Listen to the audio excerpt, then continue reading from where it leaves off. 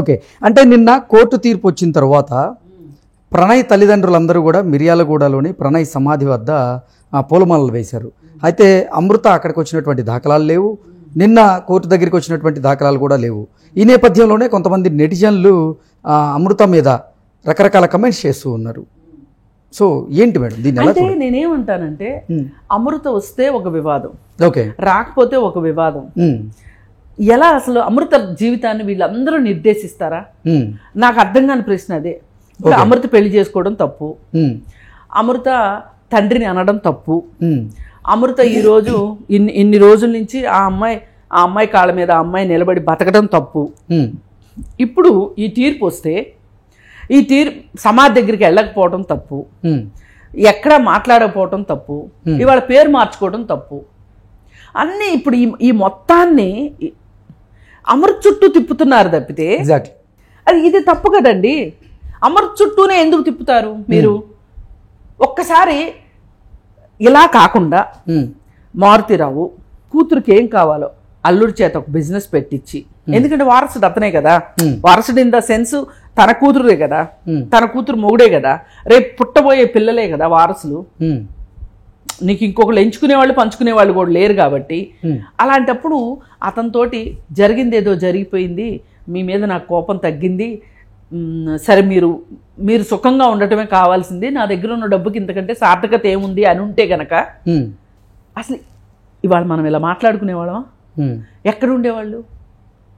ఎంతమంది తమ పిల్లలకి వాళ్ళకి సమానమైన స్థాయి ఉన్న వాళ్ళకి ఇచ్చి పెళ్లి చేస్తే ఎక్కడ పెత్తనం చేస్తారో, నెత్తినెక్కుతారో, సుఖంగా చూసుకుంటారో చూసుకోరో అని చెప్పి పేదింటి అబ్బాయిలకి ఇచ్చి పెళ్ళిళ్ళు చేసిన వాళ్ళు చాలామంది ఉన్నారు.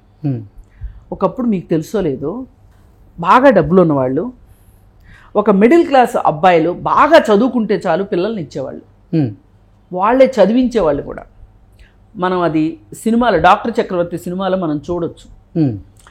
సంబంధం మాట్లాడుకుని ముందు వాళ్ళని చదువుకు పంపిస్తారు, చదువుకు అయ్యే ఖర్చు అంతా వీళ్ళు భరిస్తారు, చదువు అయిపోయాకో లేదా చదువు మధ్యలోనో పెళ్లి చేస్తారు. అంటే ఏంటి ఇక్కడ అర్థం? మరి సెటిల్ అవ్వని వాడికి పిల్లని ఇచ్చినట్టేగా, వాళ్ళు సెటిల్ చేసినట్టేగా. తప్ప అది? ఒక కొడుకుని సెటిల్ చేసినట్టు ఒక అల్లుడిని సెటిల్ చేస్తే తప్పేంటి? నీ దగ్గర డబ్బు ఉన్నప్పుడు. ఎగ్జాక్ట్లీ అది. ఇప్పుడు అమృత ప్రణయ్ సోషల్ మీడియా అకౌంట్ లో తన పేరు మార్చుకోవడం పట్ల కూడా నెటిజన్లు కొన్ని కమెంట్స్ చేస్తూ ఉన్నారు.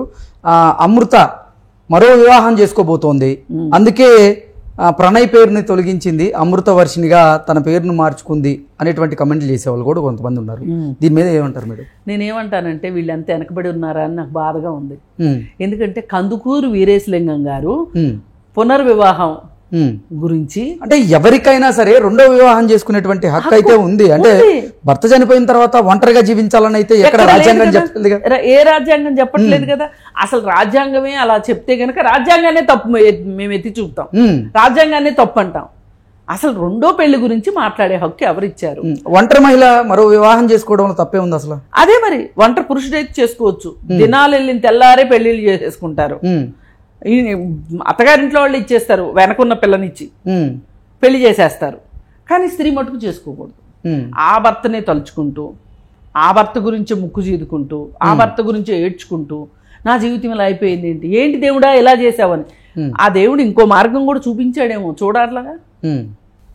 ఎగ్జాక్ట్లీ. అసలు నిజంగా అండి ఆ రోజు పెళ్లి చేసుకున్నప్పటి నుంచి ఈ రోజు వరకు అమృతని ట్రోల్ చేసినట్లుగా, మరి వీళ్ళు మనుషులా రాక్షసులా అనే అర్థం వచ్చేలాగా ట్రోల్ చేసే వాళ్ళకి మట్టుకు నేనైతే వాళ్ళని ఏమనాలో నాకు అర్థం కావట్లా. ఇప్పుడు అమృత నుంచున్న తప్పు, అమృత కూర్చున్న తప్పు. అమృత ఏం చేసిందండి? పెళ్లి చేసుకుంది, పెళ్ళే కదా చేసుకుంది, పెళ్లి చేసుకుంటే తప్పేంటి? ఇప్పుడు చట్టం చెప్పింది ఆ కులాంతర వివాహం చేసుకోకూడదు అని, ఎక్కడా లేదు. కానీ మనిషిని చంపితే నేరం, అది నేరమే కదా. మరి ఆ నేరం చేసిన మారుతిరావును వదిలేసేసి, మారుతిరావు నువ్వు ఎందుకు ఇలా చేసావు, ఇలా చంపటం ఎంతవరకు తప్పు, నీకు ఇష్టం లేకపోతే నువ్వు ఇప్పుడు ఏమండి నాకు అర్థం కాదు. చిరంజీవి గారి కంటే, నేను కంపేర్ చేశానని కాదు కానీ, చిరంజీవి గారి కంటే గొప్పోడా మారుతిరావు? ఎలా గొప్పడవుతారు? ఇప్పుడు ఆయన ఏం చేశారు? అమ్మాయి పెళ్లి చేసుకుంది, నాకు నా ఇంటి దగ్గర నుంచి నాకు హాని ఉంది అని చెప్పి అమ్మాయి అన్నది. అమ్మ తల్లి, చిట్టి తల్లి, నీ జోలికి మేము రాము, నీ బాగుండడమే మాకు కావాలి అని చిరంజీవి చాలా మెచ్యూర్డ్గా స్టేట్మెంట్ ఇచ్చాడు. ఆ అమ్మాయి జీవితం అమ్మాయిని బతకనిచ్చాడు. కూతురు పుడితే భార్య వెళ్ళింది, చూసింది, తర్వాత ఇంటికి రాకపోకలు మొదలైనవి, మంచి చెడు చూశారు, వాళ్ళకి కావాల్సిన కంఫర్ట్స్ అన్నీ ఇచ్చారు, ఇల్లు దగ్గర నుంచి మొత్తం కంఫర్ట్స్ ఇచ్చారు. ఇచ్చి అతనికి సెన్సార్ బోర్డు మెంబర్గా కూడా ఇప్పించారు. ఎందుకంటే నా అల్లుడు, నా కూతురు ఎక్కడ తక్కువలోకి వెళ్ళకూడదు అని చెప్పి. అయితే బంగారు బాతుని ఒకే రోజు కోసుకుందాం అనుకున్నాడు. ఇబ్బందులు పెట్టాడు. ఇబ్బందులు పెడితే ఆ అమ్మాయి నేను ఉండలేను అని ఆ అమ్మాయి వెనక్కి వచ్చేసింది. వెనక్కి వచ్చేస్తే కడుపులో పెట్టుకున్నాడు, విడాకులు ఇప్పించుకున్నాడు, కూతురుకు అండగా నిలబడ్డాడు, చదివించాడు. బిడ్డను వాళ్ళు పెంచుతూ చదివించారు, ఫారిన్ పంపించి.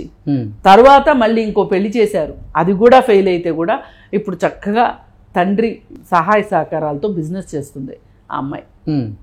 ఇది పిల్లల పట్ల బాధ్యత అంటే. అంతేగాని మన అమ్మాయి తప్పంటూ జరిగితే ఇద్దరు వల్ల జరిగింది. అక్కడ వాళ్ళు చేసింది తప్పే అయితే గనక ఇద్దరు బాధ్యులే దానికి, ప్రణయ్ ఒక్కడిదే కాదు. ఈ క్లారిటీ జనాలు తెచ్చుకుంటే చాలా చాలా మంచిది. ఆ అమ్మాయి ఇంకో పెళ్లి చేసుకునే హక్కు ఆ అమ్మాయికి ఉంది. ఇప్పుడు చాలా మంది మగవాళ్ళలాగా, కొంతమంది ఆడవాళ్ళలాగా భర్తలు ఉండగానే భర్తలకు విడాకులు ఇవ్వకోకుండా వేరే వాళ్ళతో ఉండే ఆడవాళ్ళు కానీ, భార్యలు ఉండగా ఇక్కడ పిల్లలు ఉండగా ఇంకో చోట సంసారాలు పెట్టి ఇంకొక ఆ సంసారాన్ని ఈ సంసారాన్ని ఏకకాలంలో నడుపుతున్న మగవాళ్ళ కంటే ఇది తప్పేం కాదు. ఎగ్జాక్ట్లీ. ఆ అమ్మాయికి పెళ్లి చేసుకోవాలి అని అనుకుంటే గనక ఆ అమ్మాయికి సర్వ హక్కులు ఉన్నాయి, మన చట్టం కల్పించింది. అందు గురించి ఎవరైనా సరే దయచేసి అమృత ప్లేస్లో మీ అమ్మాయే ఉంటే మీరు ఎలా మాట్లాడతారు, మీరు ఎలా ఆలోచిస్తారు? ప్రణయ్ ప్లేస్లో మీ అబ్బాయే ఉంటే మీ అబ్బాయిని అలా చంపేస్తే, ఇప్పుడు ఒక సాధారణ కుటుంబంలో అబ్బాయి బాగా డబ్బులున్నా అతని కూతుర్ని ప్రేమించాడు అనుకోండి, అతనికి ఇవ్వటం ఇష్టం లేదనుకోండి, కులం కూడా ఒకటే అయ్యి ఇవ్వటం ఇష్టం లేదో అనుకుందాం, చంపేస్తే ఒప్పుకుందామా? ఎలా ఒప్పుకుంటారు? ఒప్పుకోం కదా. మరి మన దాకా వచ్చేసరికి ఒప్పుకోం కదా అనే మనము అమృతను ఎందుకు మాట్లాడతాము? ఇక్కడ ఒకటే, చేసిన తప్పేదన్నా ఉంది అంటే గనక మారుతీరావు, శ్రవణ్ రావు ఆ గ్యాంగ్తో మాట్లాడుకుని చేసింది వాళ్ళు కాబట్టి వాళ్ళకి శిక్ష పడింది. ఓకే, అలా చూడమని నేను దయచేసి కోరుకుంటున్నాను.